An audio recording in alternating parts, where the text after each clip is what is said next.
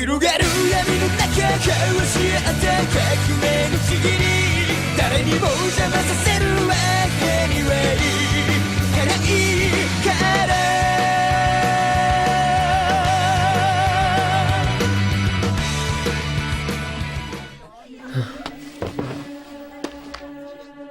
Follow the teachings of God and receive his blessings, and so it shall be, that the seas will again become bountiful, and the raging storms will subside. That's not even close to the right place, is it? Line 1 in the books! Yes! Okay, take a break. We're on, totally. Let's just call it. I think we've done a pretty good day. It's day 1. Oh, we'll have to see. It's getting pretty exciting already. A lot of the tough scenes, I think, are in these first few episodes, so I'm glad to see that they're working out really well. We're hitting the ground running. We're getting some really good stuff. It's amazing how much stuff happened in this one episode. Particularly character development on Light's part. I mean, he went through a lot in a relatively short script. Any new series that you start, there's a bit of a feeling out process to kind of work your way through what the character is going through, but I don't know, in this series it seems to be happening pretty fast. I'm definitely looking forward to seeing how this all turns out with the rest of the cast and everything. That's one of the problems when you're one of the first guys in is you don't really get to hear the other North American voice actors anyway. So yeah, it's a bit of a surprise once you see the final product and see how everything kind of plays off everything else. Shinigami, a god of death, huh? Well, I'm not surprised. In fact, Ryuk, I've been waiting for you. Oh. Excellent read. When we did the auditions, obviously, directing the auditions, I'm going to have sort of instincts or feelings about who I like for the part. And he just came in and his instincts were right. You know, it was a difficult side. It was a really long side.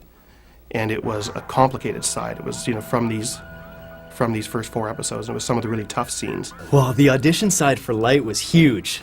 It was chunks and chunks and chunks of dialogue. So it was actually really, I mean, that's pretty rare. You know, a lot of times you'll have, maybe 6 or 7 lines. You can't really piece together how they interlink with other characters and just what situations are going on. With a lot of the actors, it took a lot of work to get them into the right place to make that emotional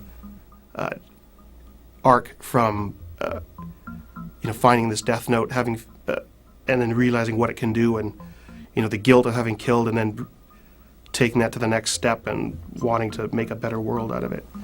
And his instincts were just right. He got it, so that really impressed me. You could see a huge range of emotions that the character was going through right in the audition, which is really nice. I knew, my first impressions were, I want this role. I want this part. Book me. Book me right now. Don't let me go home. Just book me right now. One of Brad's real talents is being able to just make it sound natural. Really, he just brings it to life, so that's great. It's really good to have him as the lead. I think it's going to be one of those characters where it's, almost right away, his voice will be Light. Already in my head, that's sort of who I hear when I see the character. When I was a kid, I was going to be an astronaut. That didn't pan out. Still waiting for my jetpack, though.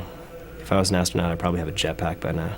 I started doing the voice acting when I was in high school, and at the time I was doing on-camera stuff and theater work as well. I've been directing for about 12, 13 years, I think. Good 12, 13 years.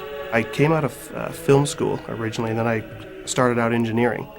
And sort of really by more accident and happenstance, started drifting into directing, taking over here and there, and then I don't remember exactly when, but just became full-time director. Brad Swale, I've worked with for a long time. In fact, he's been doing this longer than I have. I think I don't know how old he was, but he started out as a kid. My very first voice acting gig, and that was in '92. And it's now 2007. So yeah, I've been doing this for quite a while. A lot of the characters that I play in various series are, you know, young guy kind of thrust into extraordinary circumstances. You know, I don't get cast as villains very often. My very first cartoon was My Little Ponytails, and I was the bad pony. But that's as far as like My Little Ponies go, you know. So I'm not sure really exactly how bad they are. So yeah, I think this is going to be a bit of a first for me. What should be interesting to see is I think the further he gets into the series, and the more you might hate him, I guess, probably the more I'm going to enjoy playing him. So it's going to be an interesting little struggle there. It's like, okay, I hate him so much, it's the best time ever. As a director, you have to have a really good idea of what's needed, you know, what you want to get from the actors. So you have to be really familiar with the show and basically have a read in your head that you want to hear. Now, having said that, you've got to leave some room so that if the actor comes out with something that's maybe a little different and maybe a little better, you know, something that just, wow, I hadn't thought of that. That really works well. You want to be open-minded and be able to recognize that and say, hell yeah, that's perfect, that's great. You know, and oftentimes those are the lines that are sort of above and beyond the call of duty, and those are the ones that people remember, I think. So, depending on the person you have in mind, you can either kill them easily or painfully, huh? Oh, much faster. A little quicker. Yes, a little quicker. You know what'll help, I think, play the intrigue a little more, as opposed to, wow, that's kind of cool. It's been more, I don't believe it. A little bit of that. Get a good rapport with the directors and the engineers and things, and it just makes it a real treat to come into work, because I mean, we can bounce ideas off each other, and you don't take any egos into the booth with you. So, you know, you can say, oh, that really sucked, and I'll say, yeah, that really sucked, let's do it again, and things like that. And it doesn't faze either of us, so it makes for a very positive working environment and lots of fun for everyone, and I like to think that we do better work that way. Every actor is a different challenge. You know, what you need to do to get a performance out of one person is different than what you need to get the performance out of somebody else. So it's sort of finding out what that is and how to make that happen. Death Note? As in a notebook of death? How to use it. The human whose name is written in this notebook shall die.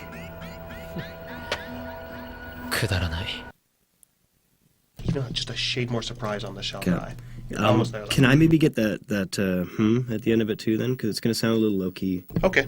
He's done so much of it that the actual mechanics of ADR, you know, fitting the flaps, knowing how to adjust his read, it's second nature, so he's not really thinking about that. And I think that's really that's the secret to it, is getting beyond that part of it, that you're not struggling and you can concentrate on the artistic side of it.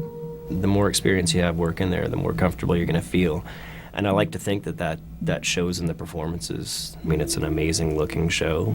It's got a, you know, cool cast of characters, and it's a really interesting idea. And yeah, no, it doesn't surprise me that it's become popular. It's complex. And not just complex, but the concepts are cleverly portrayed, I find. It's a really interesting show. And I think that's really what sets it apart. It's a really, how would I put it, just a interesting, complex show to watch. It draws you in. You know, you really, you got to keep watching. He doesn't really seem too fearful. All these crazy events are happening to him right from the get-go. And instead of him freaking out and panicking and doing all that kind of nonsense, he's more calculating in how he's going to take these events and kind of twist them in his favor. And I think there's going to be an obvious struggle between his morality and his sense of right and wrong and what he figures he's accomplishing by using the Death Note. And I think it could be tough down the road to kind of keep that in check. We don't want him to seem like a total monster, right? But At the same time, you know, absolute power corrupts absolutely. I think that's how it goes, and I guarantee it's going to happen to our friend Light here. So yeah, I mean, it's something that I think most of us would, you know, like to be able to do, is create a better world. And the big problem there is, well, how do you go about doing it? And if it's all you making the decisions, who's to say that you're right and that you're making the right choices? Some characters in the past have had hints of that, but never this early on in a series either. I mean, it's episode 1 and he's already showing glimpses of what's to come. So yeah, I'm really looking forward to it. I mean, with all that power, it's going to kind of just start to distort your reality, and I'm sure it's going to happen with him, you know, tenfold. It's not necessarily an ideal situation, you know, to be that person with all the power, especially very anonymous power too, right? I mean, you have politicians, high-ranking officials, whatever, they're in the spotlight, so they will have to answer to courses of action that they take. Whereas with Light, it seems right now he can kind of be behind the scenes doing all this type of stuff. It's a darker show than a lot of other shows I've done, which isn't unique in itself, but I think it's unique in that there's not that simplification of good versus evil. Obviously with Light, his intentions are good, but is he good? It's gray area. You know, who's the good guy, who's the bad guy? Oh, it's early to say, but yeah, I got faith. I think he means well, right? But you know, you put him in a position of power and it's gonna change him a bit.